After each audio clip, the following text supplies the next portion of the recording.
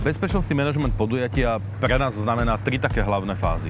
Tá prvá veľmi dôležitá je plánovacia fáza, kde sa stretávame s organizátorom, stretávame sa s jeho staffom, s jeho tímom, s jeho dodávateľmi a spoločne plánujeme a pripravujeme všetky opatrenia na to, aby to podujatie nakoniec bolo dobre a bezpečne zmanéžované.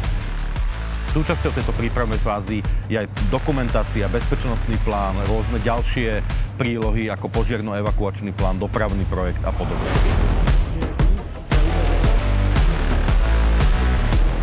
Potom prichádza k tej prípravnej alebo k tej on-siteovej fáze, kde sa inštaluje celé podujatie.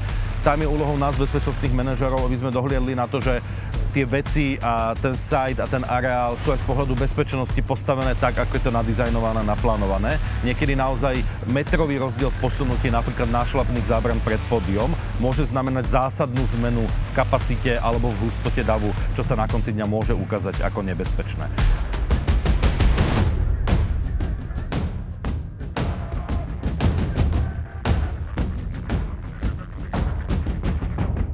Tá tretia fáza je už samotná realizačná fáza, alebo teda samotná fáza podujatia, od otvorenia brán až po vyprevadenie posledného návštevníka.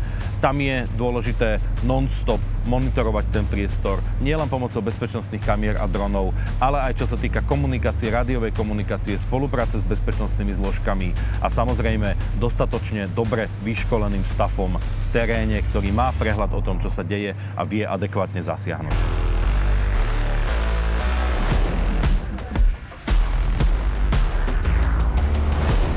Bezpečnostný manažment sú ľudia, sme to my, ktorí zabezpečujú koordináciu jednotlivých zložiek a zabezpečujú to, aby sme si vedeli vzájomne pomôcť a aby na konci dňa mali naši návštevníci lepší zážitok a cítili sa v našich priestoroch bezpečne.